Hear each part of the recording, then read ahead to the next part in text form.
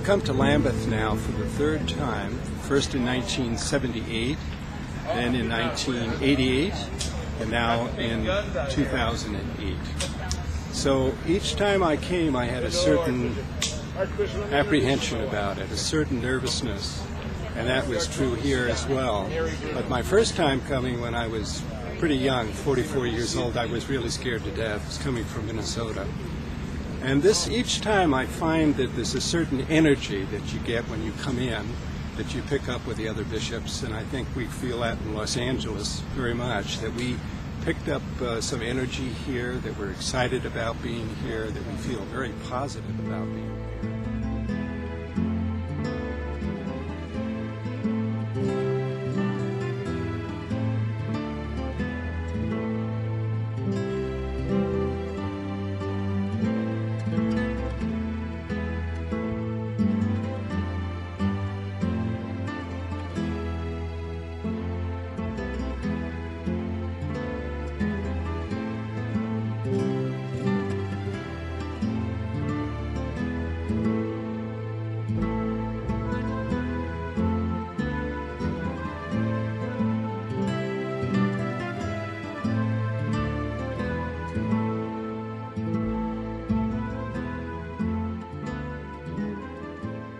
When I first came, Dr. Coggin was the Archbishop.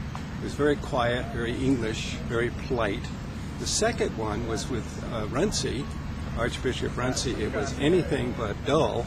That was the ordination of women. And Nan Pete, who has roots in our diocese, she was the speaker for women. She got up and explained to all these people there why women are now ordained, because it was now in 78. It was really tough. It was as hard as the issue in some ways as we have now that's facing us with human sexuality. So these issues are continuing. We have on our plate right now, of course, things that we're all familiar with in Los Angeles. We have the question of how gay people are going to be fully included in the life of the church, lesbian people. We have strong representation here. Gene Robinson is here.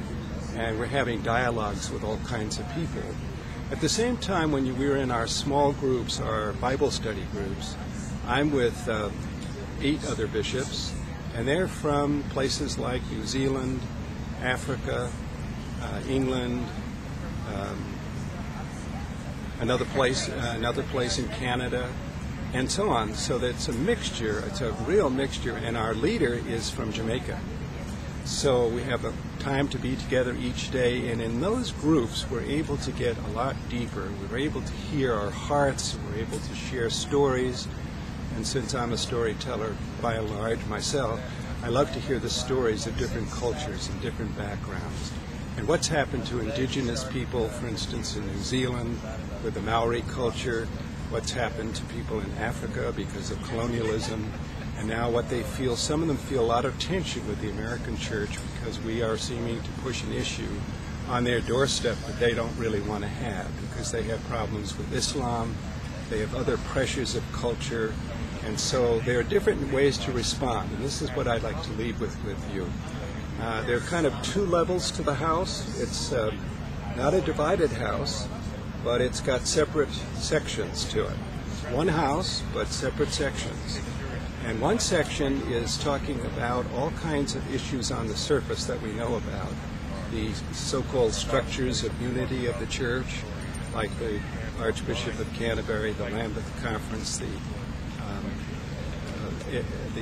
Anglican Consultative Council, and this whole movement of Lambeth itself with the primates. So we had a lot of questions, open-air questions, and I had some confrontations, frankly, with one of the bishops, who is a primate, who seems to always step out of the process and announce to the world what the real truth is. And I had trouble with that, and I spoke directly to him. He spoke directly to me. And I think that was good, a good exchange. So that's one level. We're interested in how we're going to form and shape the final report from Lambeth.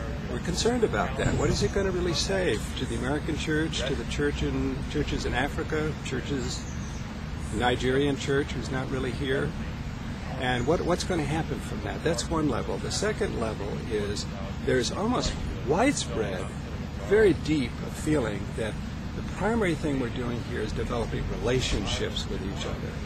And I felt that very much by listening to my brothers and sisters from different parts of the world, bishops. I'm incorporating in that conversation some deep hurts, some pain, some suffering, some joys and sorrows, and we're sharing that together.